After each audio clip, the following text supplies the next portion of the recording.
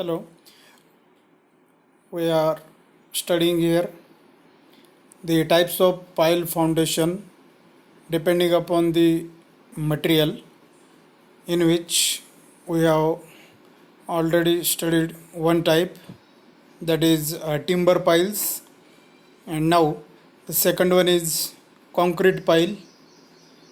And concrete piles are again classified in these three types: precast piles, cast in situ piles, pre-stressed concrete pile. Let's see each type in detail. First one is precast piles. Now, the word precast itself denotes that it is something already made. Okay, precast म्हणजे जे अगोदरच caste करून ठेवलेलं आहे. ठीक आहे, तर तशा पद्धतीची आपण त्याची डेफिनेशन थोडक्यात करतो.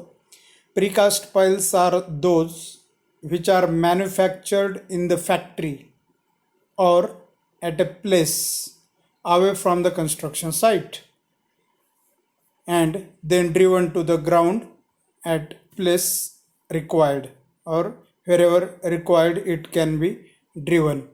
Simply, precast piles are those piles which are manufactured in some factory or at place which is situated away from the actual construction site, and they are called as precast piles. That is, precast piles are some members they made in factory or somewhere away from the construction site. They never constructed or casted at the actual site of construction. Okay, precast piles bring from some factory or from some place where they have already made. Okay, जे की आयते बनवलेले आणून त्या ठिकाणी construction site आहे त्या ठिकाणी तिथे गाडले जातील. Driven to the ground at required place. Okay, जिथे पाहिजे आहे तिथे ते मागवले जातील आणि त्यांना प्लेस केलं जाईल, म्हणजे ते ऑलरेडी बनलेले असतील. फॉर एक्झाम्पल, आपल्याला सगळ्यांना माहीत असलेलं एक्झाम्पलचं प्रीकास्ट पाइल्स म्हणजे प्रीकास्ट मेंबर जो आपले इलेक्ट्रिक कॉन्क्रीट पोल आहेत, प्रीकास्ट पोल आहेत. ठीक आहे, ते झाले. परत ब्रिजचे जे काही मेंबर्स असतात त्याच्यात डेकचे मेंबर, ब्रिजच्या डेकचे बरेचसे मेंबर जे असतील तेही प्रीकास्ट मेंबर आपण पाहतो.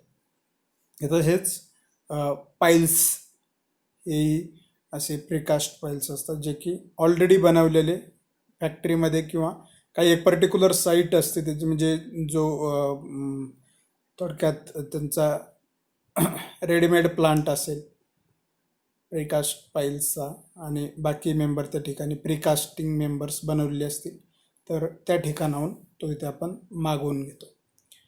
Precast pile may be square, octagonal or round in cross section, or maybe tapering or parallel in longitudinal. Okay, तर ह्या शेपचे क्रॉस सेक्शनल एरियाचे प्रीकास्ट मेंबर्स अवेलेबल असतील.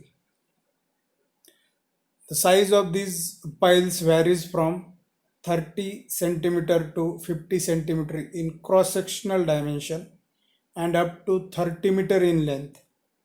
पाइल्स पर्टिक्युलर आपण प्रीकास्ट पाइल्सबद्दल पाहतोय तर त्यांची साईज जर ते स्क्वेअर असतील, राऊंड असतील, तर त्यांची साईज ही generally 30 centimetre to 50 centimetre cross सेक्शनमध्ये, म्हणजे डायमीटर जर म्हणजे राऊंडेड जर असेल तर 30 सेंटीमीटर त्याची डायमीटर असेल, 30पासून ते 50पर्यंत रेंजमध्ये. किंवा जर स्क्वेअर असेल तर स्क्वेअर म्हटलं तर त्याची प्रत्येक साईड ही 50 सेंटीमीटर किंवा 30 सेंटीमीटरपर्यंत याच्या रेंजमध्ये असेल कोणतीही. ठीक आहे, 30 to 50 centimetre in cross section. And length ही 30 मीटरपर्यंत असेल, up to 30 metre in length maximum. म्हणजे ते जनरली 15-20-25 सेंटीमीटरपर्यंत मॅक्झिमम 30 मीटरपर्यंत म्हणा, ठीक आहे. Length. Precast pile are useful in carrying fairly heavy loads through soft material to firm strata. Okay, तर बाकी पाईलचे आपण फंक्शन पाहिले. मेन फंक्शन तर तेच आहे बऱ्याच जणांचं, फेअरली हेवी लोड. पहिले की जे मेंबर होते, समजा टिंबरशी कम्पेअर केलं तर टिंबर थोडा लाईटली लोडसाठी यूज करतात. ऑब्वियसली त्याची strength, bearing capacity, load carrying capacity ही लेस आहे, तर ते लाईट लोडसाठी होते टिंबर. पण इथे प्रीकास्ट पाईल हे फेअरली हेवी लोड्ससाठी सुटेबल राहतील आणि ते सॉफ्ट मटेरियल म्हणजे सॉफ्ट सॉईलपासून फर्म स्ट्राटापर्यंत लोड ट्रान्सफर करण्याचं काम करतील. हे त्याचं फंक्शन झालं. ही डिटेल डायग्राम त्याची पाहते. फिगर प्रीकास्ट पाईल सपोर्टिंग कॉलम फुटिंग. तर हे कॉलम फुटिंगला सपोर्ट करणाऱ्या पाईल, प्रीकास्ट पाईल्स ज्या इथे तुम्हाला बॉटममध्ये पाहायला मिळतात. The constructional member, total column आहे, टॉपला कॉलम मेंबर जो आहे, पाईल कॅप दिसते तिथे, आणि प्रीकास्ट पाईल्स या मात्र बॉटमला ज्या 4 प्रीकास्ट पाईल्स दिसतात, ठीक आहे. तर डायग्राम प्रॉपर लक्षात घ्या. ही डायग्राम ड्रॉ करावं लागतं तुम्हाला. त्याच्यानंतर सेकंड पार्ट प्रीकास्ट पाईल्सचा आहे.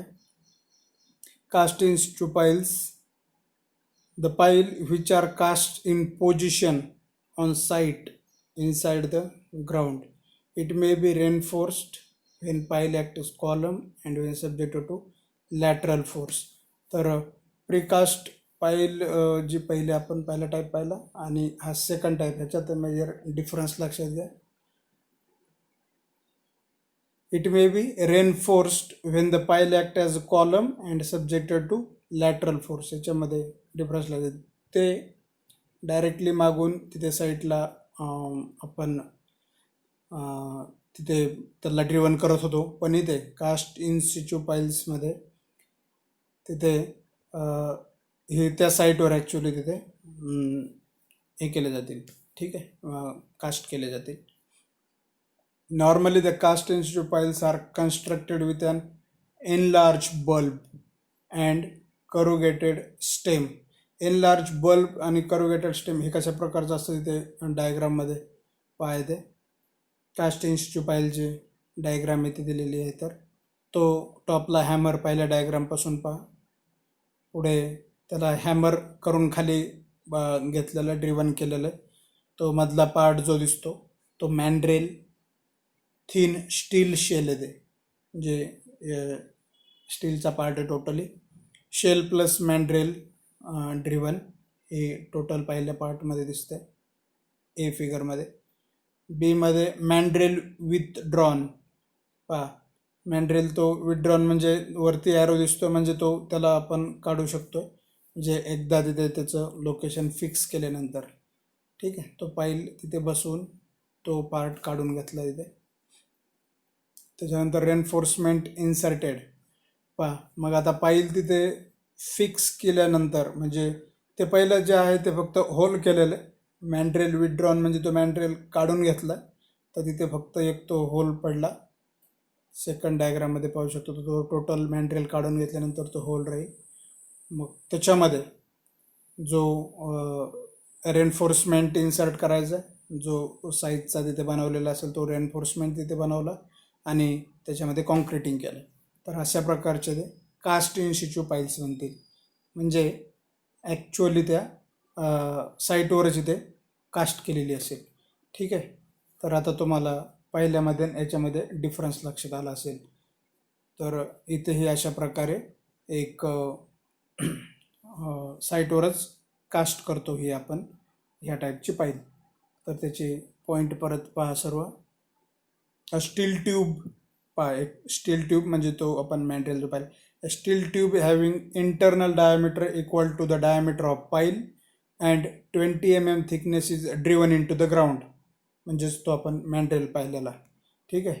20 mm जो असा तो driven into the ground केला तो ट्यूब, स्टील ट्यूब असेल तो. When it has been driven up to the desired depth, a charge of concrete is powered and the tube is gradually withdrawn, and thus alternate powering and withdrawing of tube, the pile is constructed to the full length.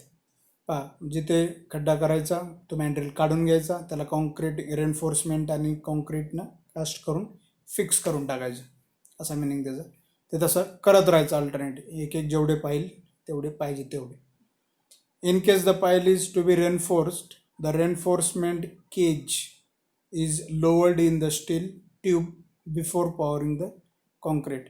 म्हणजे रेन्फोर्समेंटचा केज, तो साचा जो असेल रेन्फोर्समेंटचा, तो पहिले त्या tube म्हणजे मॅन्ड्रेलने केलेलं आहे होल त्याच्यामध्ये टाकायचा आणि नंतर कॉन्क्रिटिंग टाकायचं, तर त्याला क्युरिंग केल्यानंतर तो पाईल बनवून जाईल. ठीक आहे. तर हा कास्ट इन शिचू पाईल त्याच्यासाठी म्हटले. कास्ट इन त्याच ठिकाणी त्याचं कास्टिंग केलं जातं जिथे पाईल गरजेचं आहे त्या ठिकाणी. ठीक आहे. तर हे 2 टाईप आपण इथे डिटेल पाहिले.